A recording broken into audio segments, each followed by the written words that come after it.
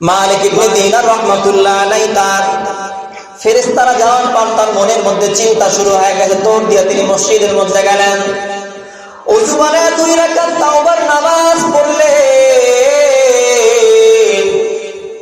নামাজ পড়ার পর 2-3 দিন যাবত খালি কান্না করতেছেন, খাওয়া দাওয়া করতেছেন না, খালি কাঁদতেন, আল্লাহ যেহেতু নেককারদের তালিকার মধ্যে আমার নাম নাই, সেহেতু আমি নিশ্চয়ই জাহান্নামী। আল্লাহ আমি নেককার না, কিন্তু আমি নেককারদের ভালোবাসি, এই উসিলা আপনি আমাকে মাফ করে দেন। মালিক ইবনে দিনার রাহমাতুল্লাহ আলাইহি 2-3 দিন যাবত, একদিন না 2-3 দিন যাবত তিনি না খেয়ে এরকম কান্না করতেছেন। এক পর্যায়ে কান্না করতে করতে না খাওয়ার ফলে তার শরীরটা একেবারে দুর্বল হয়ে গেছে।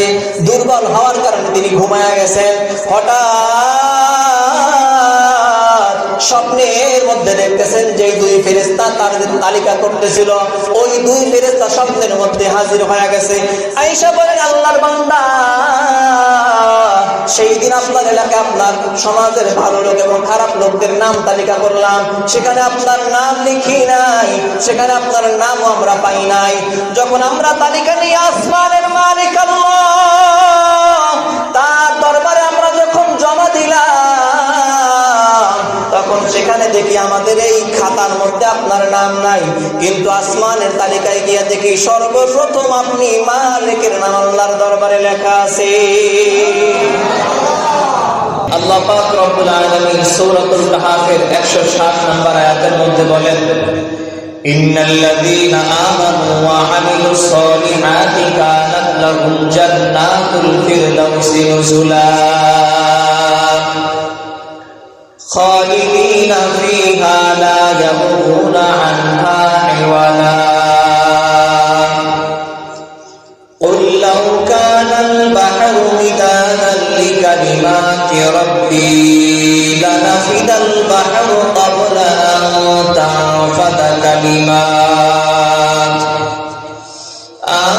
تنفد كلمات ربي ولو جئنا بمثله مددا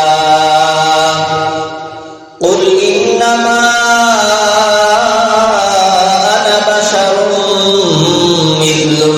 يوحى إلي أنما إلهكم إله واحد فمن كان يرجو لقاء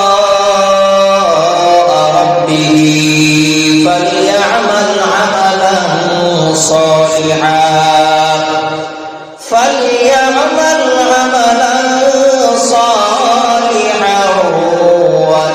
يشرك بعبادة ربه أحدا الله أكبر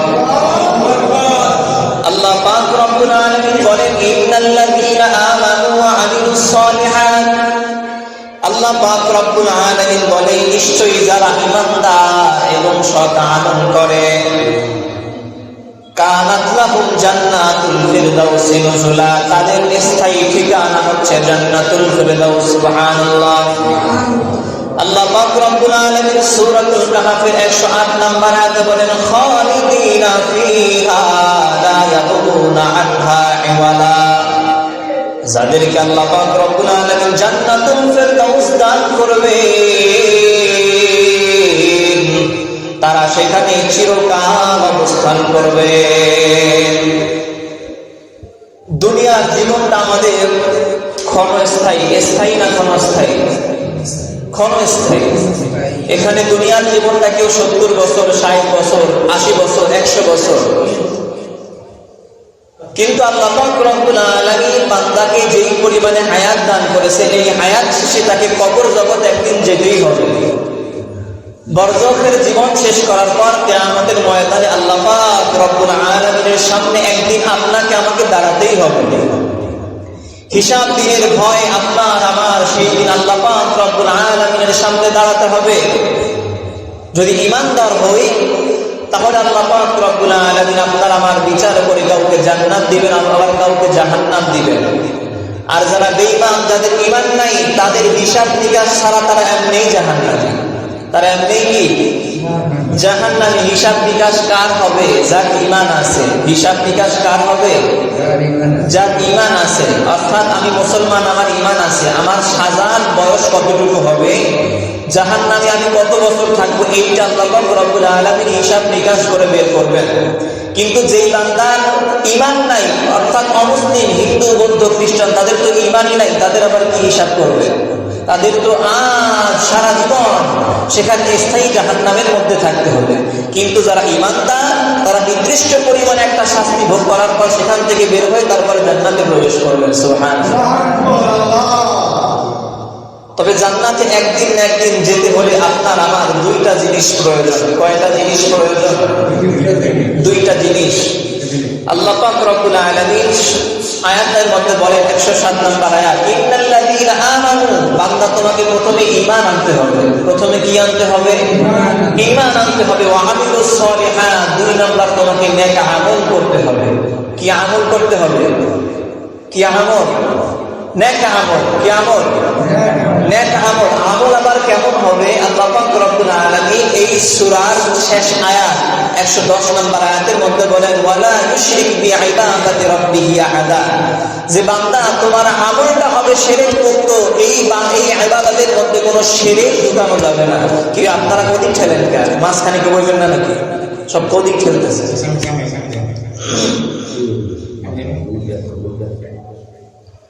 বান্দার ইবাদতটা হতে হবে শিরক মুক্ত, যে বান্দার ইবাদতের মধ্যে শরীক থাকবে একমাত্র কে? একমাত্র কে শরীক থাকবে? আল্লাহ। আল্লাহ ছাড়া আর আমরা কাউকে শরীক করব না। এই জন্যই আমাদের ছোট বয়সে আমাদেরকে ঈমানে মুফাসসাল করায়, কালেমায়ে তাইয়্যিবা করায়, কালেমায়ে শাহাদাত করায়। ঈমানে মুফাসসাল কি? আমরা পড়ি আমানতু বিল্লাহি ওয়া মালাইকাতিহি ওয়া কুতুবিহি ওয়া রুসুলিহি ওয়াল ইয়াউমিল আখির ওয়াল কদরি খাইরিহি ওয়া শাররিহি মিনাল্লাহি তাআলা ওয়াল বা'থি বা'দাল মাউত। এই ঈমানে মুফাসসালের মধ্যে 7টা বিষয় আপনাকে আমাকে ঈমান আনার জন্য আহ্বান করা হয়েছে। কয়টা বিষয়? 7টা বিষয়। আমানতু বিল্লাহ, আমি ঈমান আনলাম আল্লাহ পাক রব্বুল আলামিনের উপর। ওয়া মালাইকাতিহি, তারপরে ফেরেশতাদের উপর। ওয়া কুতুবিহি, তারপরে আসমানি কিতাব সমূহের উপর। ওয়া রুসুলিহি, তারপর আল্লাহ পাক রব্বুল আলামিনের প্রেরিত রাসূলগণের উপর। আমানতু বিল্লাহি ওয়া মালাইকাতিহি ওয়া কুতুবিহি ওয়া রুসুলিহি ওয়াল ইয়াউমিল আখির, 5 নাম্বার আখিরাত দিবসের উপর। ওয়াল কদরি খাইরিহি ওয়া শাররিহি মিনাল্লাহি তাআলা ওয়াল বা'থি বা'দাল মাউত। 6 নাম্বার হচ্ছে ওয়াল কদরি খাইরিহি, আপনার আমার তাকদীরের উপর। কারো তাকদীর ভালো হয়, আবার কারো তাকদীর খারাপ হয়। ওয়াল বা'থি বা'দাল মাউত, 7 নাম্বার হচ্ছে কিয়ামতের দিন আপনাকে আমাকে আল্লাহ পাক রব্বুল আলামিনের সামনে দাঁড়াতে হবে। আজকে দুনিয়ার মধ্যে অনেক মানুষের ঈমান আছে, তবে ঈমান তার কামেল না, ঈমান পরিপূর্ণ না। কেমন বান্দা ঈমান এনেছে? বান্দা বিশ্বাস করে আল্লাহ আছেন। বিশ্বাস কি করেন?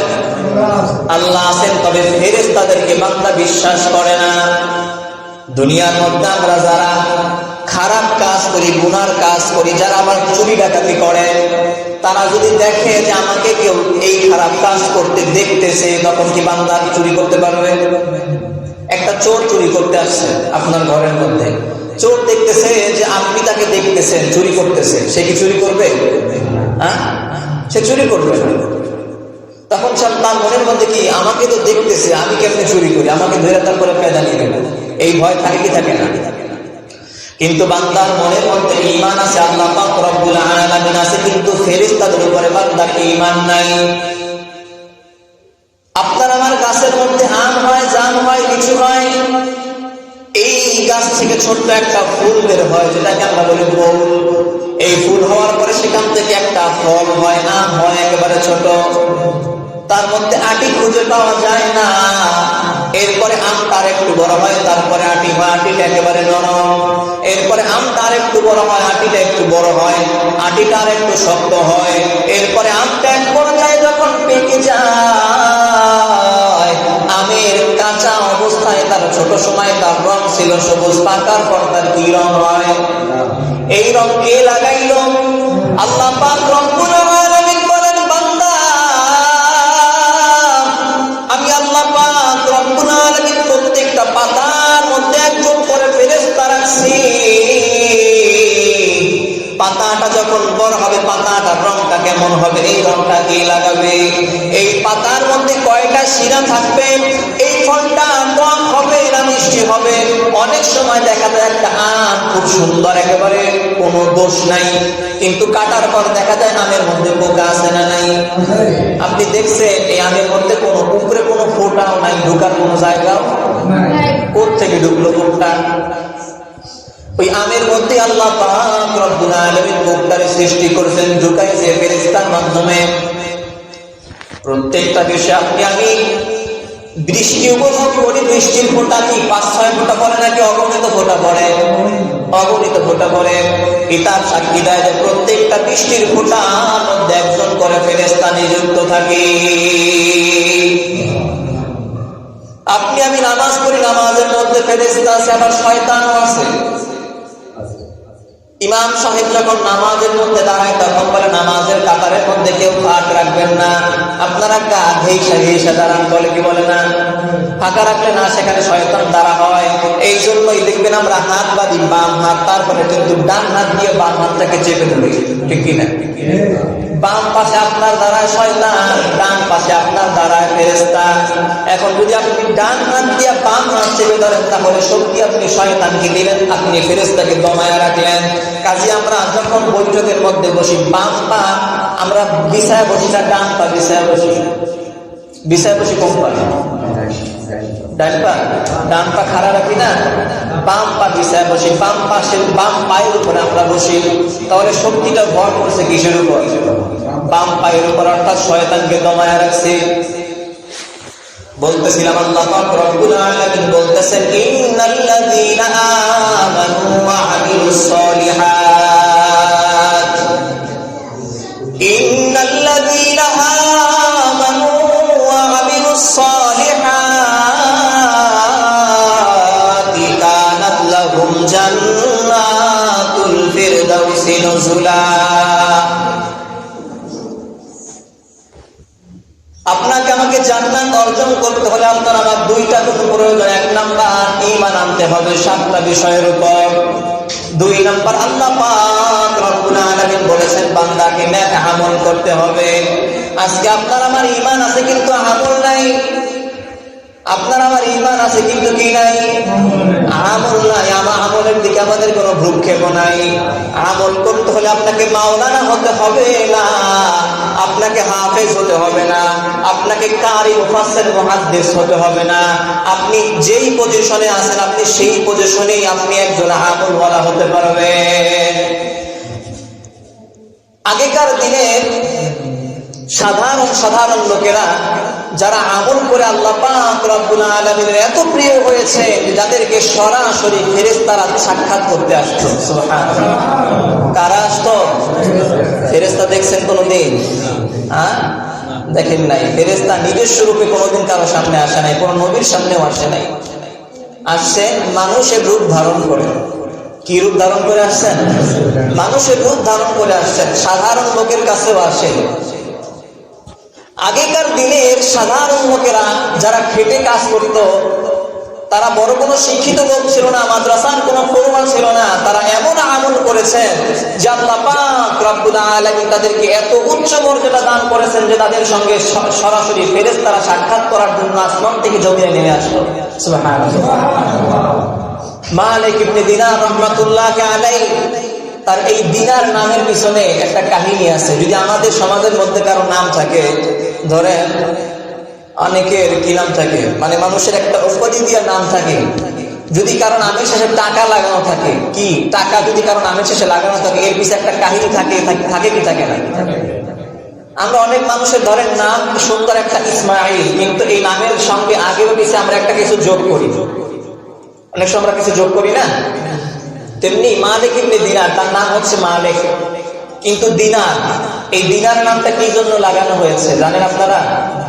ঘটনাটা হচ্ছে এমন, মালিক ইবনে দিনার রাহমাতুল্লাহি আলাইহি তিনি এত পরিমাণে আল্লাহ পাক রব্বুল আলামিনের সঙ্গে তিনি সম্পর্ক করেছেন। একবার তিনি নৌকা সফরে একবার নদী পার হচ্ছেন। কি পার হচ্ছেন ভাই? নদী পার হচ্ছেন, একটা নৌকায় উঠছেন। নৌকায় বসেই তিনি মুরাকাবার হাল হয়ে গেছে। তিনি চোখ বন্ধ করে ভাবতেছেন, আহারে যদি আমাকে আল্লাহ পাক রব্বুল আলামিন এই নদীর পানি বানাতো তাহলে আমার কি অবস্থা হতো। আহারে আমাকে যদি এই পানির মধ্যে মাছ বানাতো তাহলে আমার কি অবস্থা হতো। আহারে আমাকে আল্লাহ পাক রব্বুল আলামিন যদি এই নৌকা বানাতো তাহলে আমার কি অবস্থা হতো। এরকম তিনি মুরাকাবা করতেছেন। কি করতেছেন? মুরাকাবা করতেছেন, অর্থাৎ ধ্যানে আছেন, যেটাকে আমরা বলি ধ্যান। ধ্যানে আছেন। এমন সময় মাঝি তো নৌকা ছাড়ার আগে ভাড়া তুলতেছেন, এই ভাড়া দেন ভাড়া দেন, এরকম ভাড়া তুলতে তুলতে মালিক ইবনে দিনার রহমাতুল্লাহ আলাইহির কাছে যখন আসলেন, তিনি চোখ বন্ধ করে ভাবতেছেন। তখন বললেন, এই মুরব্বী, আপনার নৌকার ভাড়া দেন, আপনি যে নদী পার হবেন ভাড়াটা দেন। তখন মালিক ইবনে দিনার রহমাতুল্লাহ আলাইহি চোখ বন্ধ করা অবস্থায় তিনি ডান পকেটের মধ্যে হাত দিলেন। দেখেন যে ডান পকেটের মধ্যে কোনো টাকা নাই। কি নাই? টাকা নেই। সঙ্গে সঙ্গে বাম পকেটে হাত ঢুকালেন, দেখেন সেখানেও কোনো টাকা নাই। চোখ বন্ধ করা অবস্থায় ডানে হাত ঢুকায়, বামে হাত ঢুকায়। এখন আপনাদের বিচারে এই নৌকার মাঝি রাগ হওয়া স্বাভাবিক না অস্বাভাবিক? স্বাভাবিক। কিরে টাকা চাইলাম, টাকা দেয় না, চোখ বন্ধ করে খালি অভিনয় করতেছে।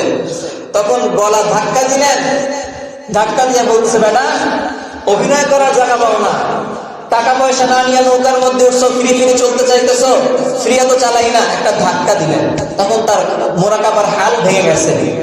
তখন তিনি আসমানের দিকে তাকায় বললেন যে আল্লাহ, এই মাঝির হাতের তুমি আমাকে মাইর খাওয়াইলা টাকার জন্য, তাড়াতাড়ি টাকা দাও, নৌকার ভাড়া দেবো, টাকা নাই। এই কথা বলতে দেরি উপস্থিত লোকেরা সাক্ষী দিচ্ছেন যে আল্লাহ পাক রব্বুল আলামিনের বান্দা যখন আসমানের দিকে তাকায় এই কথা বললেন, তখন নৌকার চারিদিকে নদীর মাছেরা মুখের মধ্যে করে দিনার নিয়ে আসছে। সুবহানাল্লাহ। আরো আসতে বল সুবহানাল্লাহ। আমাদের বাংলাদেশে তো বলি পয়সা, কি বলি? এখন তো নাহলে কাগজের নোট হয়েছে, আগে তো কাগজ ছিল না, আগে ছিল কি বলে পয়সা। আমরা বলি পয়সা, আগে বিভিন্ন জায়গায় বিভিন্ন না, কোন জায়গায় রুপি, কোন জায়গায় দিনার, কোন জায়গায় দিরহাম। তখন লোকেরা বলতেছেন যে দেখলাম নদীর চারপাশে মাছেরা মুখে করে দিনার নিয়ে আসছেন। তখন তিনি একটা মাছের মুখ থেকে একটা দিনার নিয়ে নৌকার ভাড়া দিলেন। তখন থেকে তার নাম মালিক ইবনে দিনার রাহমাতুল্লাহি আলাইহি। সাধারণ লোক ছিলেন, আপনার আমার মতো 2 হাত 2 পা ছিল, 4 হাত 4 পা ছিল না, হাতের আঙ্গুল 10টা ছিল, 20টা ছিল না, আপনার আমার মতো চোখ 2টা ছিল, 3টা ছিল না। কিন্তু আপনার আমার সব টাকা সত্ত্বেও আপনি আমার মনের মধ্যে এমন বদ্ধমূল করে নিয়েছি যে ইবাদত করবে হুজুরেরা। ইবাদত কারা করবো? হুজুরেরা। ইবাদত কারা করবো? ইমাম সাহেবের মসজিদের মধ্যে রাখতেছি, নামাজ পড়বো, আমার নামাজের কোনো দরকার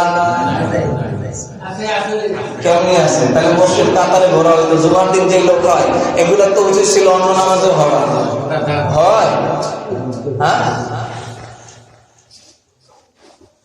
এই মালিক ইবনে দিনার রাহমাতুল্লাহি আলাইহি একবার তিনি একটা কবরস্থানের পাশ দিয়ে যাচ্ছিলেন।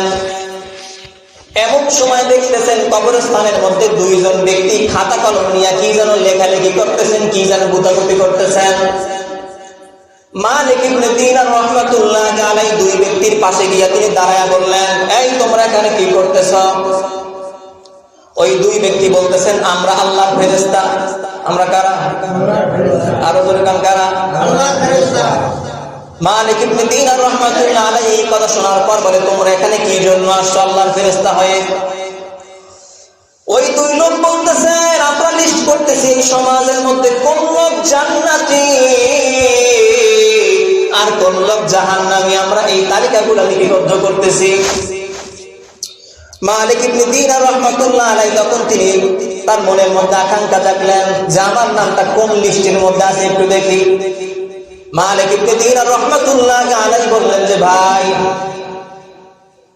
মালিক ইবনে দিনার রাহমাতুল্লাহি আলাইহি বললেন যে আল্লাহর ফেরেশতারা একটু নেককারদের তালিকার মধ্যে তাকায় দেখো যে আমি মালিকের নামটা সেই তালিকার কোন কোনায় কানায় আছে কিনা। ফেরেশতা 2 জন খাতার মধ্যে চোখ বুলায় দেখলেন যে মালিকের নাম এই খাতার ভালো নেককারদের মধ্যে নাই। তখন বললেন যে না, তোমার নাম এই নেককারদের মধ্যে নাই।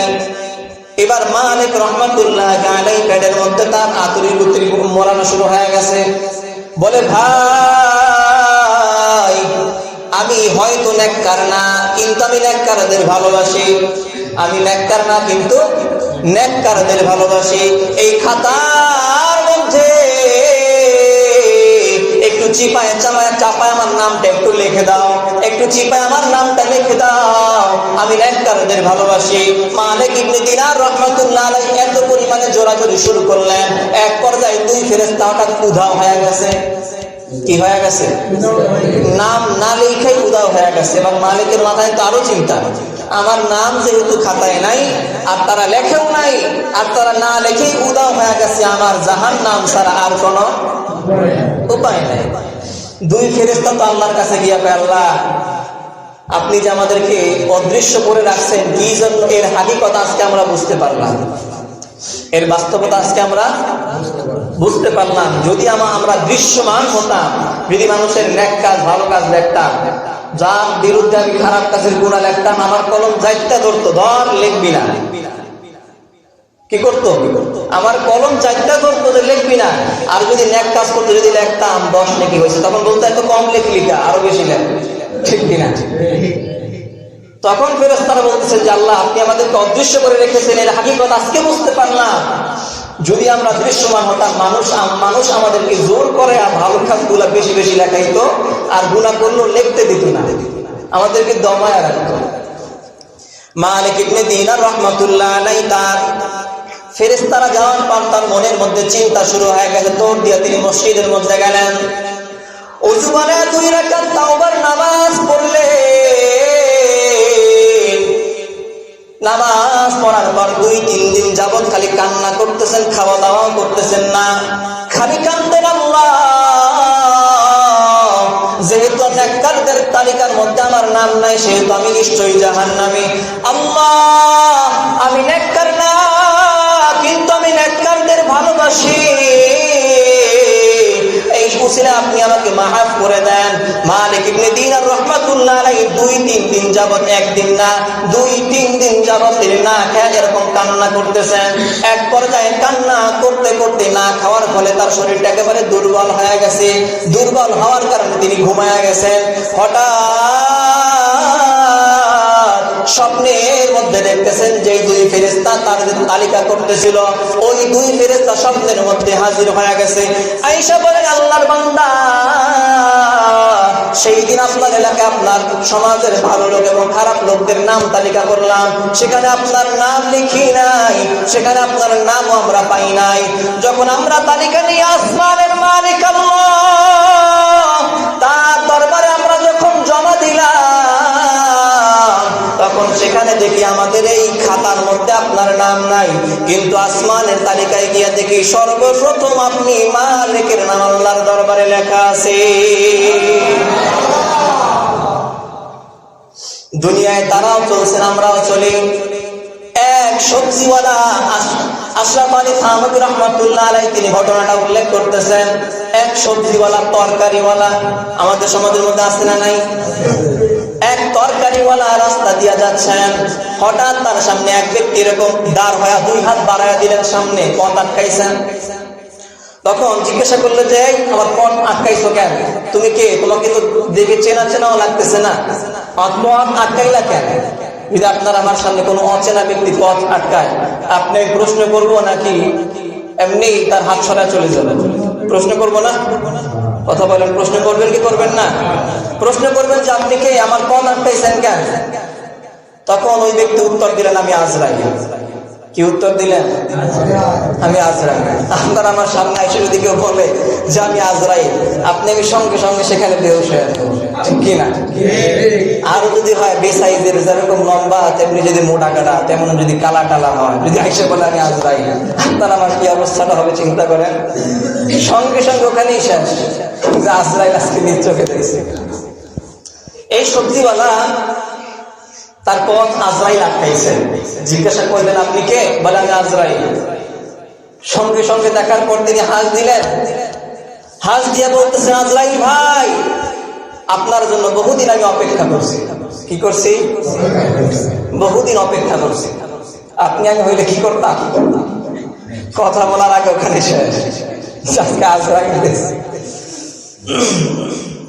সবজিওয়ালা যখন জিজ্ঞাসা করলেন আপনি কে, তখন বলে আমি আজরাইল। আজরাইল নাম শোনার পর মুচকি হাসি দিয়া বললেন, বহুদিন আপনার জন্য আমি অপেক্ষা করছি। বলে কেন অপেক্ষা করছ? বলে এই দেখেন আমার কাঁধের মধ্যে একটা গামছা ঝুলানো আছে, এইটা হলো আমার জায়নামাজ। আমার কি?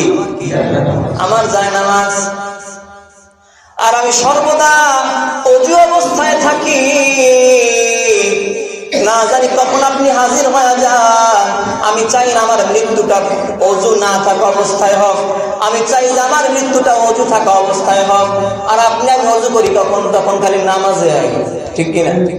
তাও তো অজু করে, যারা নামাজ পড়ে না তাদের কি অবস্থা হয়? বছরের মধ্যে একদিন অজু করে কিনা সন্দেহ আছে। আমি মাঝে মধ্যে অনেক লোককে জিজ্ঞাসা করি, ভাই অমুক মল্লিককে আমি জানাজা দিতে যাবো, কে হুজুর? আমি আমার বুঝ হওয়ার পর থেকে অমুক ব্যক্তির কোনোদিন মসজিদে দেখি নাই, অথচ মুসলমান। অথচ কি আমাদের এই সমাজের মধ্যেই আছে। বুঝ হওয়ার পর থেকে আমি কোনোদিন মসজিদে দেখি নাই, তারে কোন জানাজার নামাজেও দেখি নাই। এখন আমার প্রশ্ন, এই লোক মরলে কি এর জানাজা দিব নাকি জানাজা না দিয়েই মাটিতে দিব? মাঝে মধ্যে এরকম প্রশ্ন আমি করি, মাঝে মধ্যে অনেক লোক। বলতেছিলাম এই তরকারিওয়ালা তার মনের মধ্যে কি আকাঙ্ক্ষা যে আমি চাই যে আমার মৃত্যুটা যেন অজু অবস্থায় হোক। আর যারা 5 ওয়াক্ত নামাজ পড়েন তারা আপনারা শুধু নামাজের ওয়াক্তেই অজু করেন। আর যারা 5 ওয়াক্ত পড়েন না, শুধু জুমার নামাজ পড়েন, তারা সপ্তাহে কয়বার অজু করেন? একবার। আর যারা বাৎসরিক পড়ে তারা কয়বার? 5 বার। যারা বাৎসরিক পড়ে তারা কয়বার? মানে 2 দিন নামাজ খালি পড়ে, তারা কয়বার বছরে? 2 বার অজু করে। আর অনেক কথা সারা জীবনে অজু করে না। তরকারিওয়ালা বলতেছেন যে আমি চাই আমার মনের মধ্যে একটা আকাঙ্ক্ষা, আমি যেন অজু অবস্থা আমার মৃত্যুটা হোক। আপনি আসছেন, দাঁড়ান। সঙ্গে সঙ্গে তরকারিওয়ালাটার তার মাথা থেকে তার তরকারির ঝাঁকাটা নামালেন, তারপর তার কাঁধ থেকে গামছাটা জমিনের মধ্যে বিছায়া দিলেন। বলে আজরাইল ভাই, আপনি একটু অপেক্ষা করেন, আমার মনের মধ্যে আকাঙ্ক্ষা, আমি সারা জীবন নামাজ পড়েছি আর আল্লাহর কাছে দোয়া করেছি, আল্লাহ আমার মৃত্যুটা যেন সিজদা অবস্থায় হয়, আমার মরণটা যেন অজু থাকা অবস্থায় হয়। এখন আমার অজু আছে, আমার কাঁধের মধ্যে আমার জায়নামাজটাও আছে, আপনি একটু দাঁড়ান। আমি যখন নামাজে দাঁড়ায় যাব, তখন যখন আমি সিজদা অবস্থায় যাব, তখন যেন আপনি আমার জানটা কবজ করেন। আজরাইল বলেন, এ তরকারিওয়ালা ভাই, আপনি নামাজে দাঁড়ায়েন না, কারণ আজকে আমি আপনার জান কবজ করতে আসি নাই। বলে তাহলে কেন আসছেন? বলে আপনার এত পরিমাণে আসমানে সুনাম, আপনি একজন সাধারণ তরকারি সবজি বিক্রেতা, কিন্তু আল্লাহ পাক রব্বুল আলামিনের কাছে আপনার এমন দাম, সমস্ত ফেরেশতারা আপনার সুনাম আসমানের মধ্যে করতে থাকেন। এই জন্য আল্লাহ পাক রব্বুল আলামিনের পক্ষ থেকে আমি একটা বিশেষ অনুরোধে আপনার সঙ্গে দেখা করতে আসলাম। আপনার সঙ্গে আমার এই সাক্ষাৎটা কোনো জান নেওয়ার কোনো সাক্ষাৎ নয়, এটা হলো আপনাকে মুহাব্বত, আপনাকে দেখার আমার একমাত্র সাক্ষাৎ হলো। কারণ যেই বান্দা সাধারণ একজন সবজি বিক্রেতা, সে কি এমন আমল করে এইটা জানার জন্য আমি আসলাম। সবজি বিক্রেতা বলে আমার আমল হচ্ছে 2টা, আমি সবসময় অজু অবস্থায় থাকি, আর যখন নামাজের টাইম হয় তখন আমি নামাজের মধ্যে দাঁড়ায় যাই। আমল কয়টা? 2টা। হযরতে বেলাল রাদিয়াল্লাহু আনহু কালা মানুষ ছিল, একেবারে অশিক্ষিত মূর্খ মানুষ ছিল, যার কোনো শিক্ষাই ছিল না, একবারে দাস ছিল। আল্লাহ রাসূল সাল্লাল্লাহু আলাইহি ওয়াসাল্লাম মিরাজ থেকে আয়েশা বলেন, বেলাল তুমি থাকো জমিনের মধ্যে, আর তোমার সুনাম কেন জান্নাতে? আমি মিরাজে গেলাম, তখন তোমার পায়ের শব্দ আমি জান্নাতুল ফিরদাউসের মধ্যে পাইলাম। তুমি কি এমন আমল করো? বেলাল বলেন, ইয়া রাসূলুল্লাহ,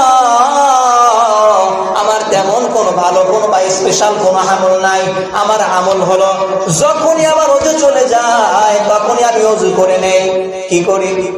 আর ওযু করার পরে 2 রাকাত তাহিয়াতুল ওযুর নামাজ পড়ি। এই হলো আমার আমল, এর বেশি আমার কোনো আমল নাই। এই আমলের কারণে আল্লাহ পাক রব্বুল আলামিন আমাকে এই দাম দিয়েছেন। সাধারণ লোকেরা, সাধারণ লোক তার এই সামান্য সামান্য আমলের কারণে তাদের এই হার, এই মর্তবা তারা পাবে যারা সারাদিন জুয়ার মধ্যে কাটায়, তারা পাবে। ফেরেশতারা কাদের সঙ্গে সাক্ষাৎ করতে আসবে? যারা 5 ওয়াক্ত নামাজ না পড়ে তাদের কাছে আসবে। ফেরেশতারা সাক্ষাৎ করতে কাদের কাছে আসবে? যারা সুদকে ঘুষকে হালাল মনে করে খায় তাদের কাছে আসবে? তাদের কাছে আসবে না। আপনি ঠিক মতো নামাজ পড়েন, বাড়তি কোনো আমলের দরকার নাই। আল্লাহ পাক রব্বুল আলামিনকে বিশ্বাস করেন, ঈমানকে পরিপূর্ণ কামেলায় নিয়ে যান। আল্লাহ পাক রব্বুল আলামিন ওয়াদা করছেন আপনাকে ঈমান, এই যদি আপনি যদি পরিপূর্ণ ঈমান নিয়ে যদি কবরে যেতে পারেন, আপনাকে জান্নাতুল ফেরদাউস দান করবেন। সুবহানাল্লাহ। যার প্রমাণ আল্লাহ পাক রব্বুল আলামিন সূরাতুল কাহফের 107 নম্বর আয়াতের মধ্যে বলেন, ইন্নাল্লাযীনা আমানু ওয়া আমিলুস সালিহাত কানাত লাহুম জান্নাতুল ফিরদাউসি নুজুলা। নাম্বার 1 ঈমান থাকতে হবে, নাম্বার 2 আমলে সালেহ থাকতে হবে, অর্থাৎ নেক আমল করতে হবে। তাহলে কি? কানাত লাহুম জান্নাতুল ফিরদাউসি নুজুলা। জান্নাতুল ফিরদাউস এটা সবচেয়ে বড় জান্নাত, আর সবচেয়ে যেটা ছোট জান্নাত এই দুনিয়ার 10 দুনিয়ার সমান। এই দুনিয়ার 10 দুনিয়ার সমান। আল্লাহ পাক রব্বুল আলামিন আমাদের সকলকে হালালকে হালাল মনে করা এবং হারামকে হারাম মনে করার তৌফিক দান করুন। আমিন।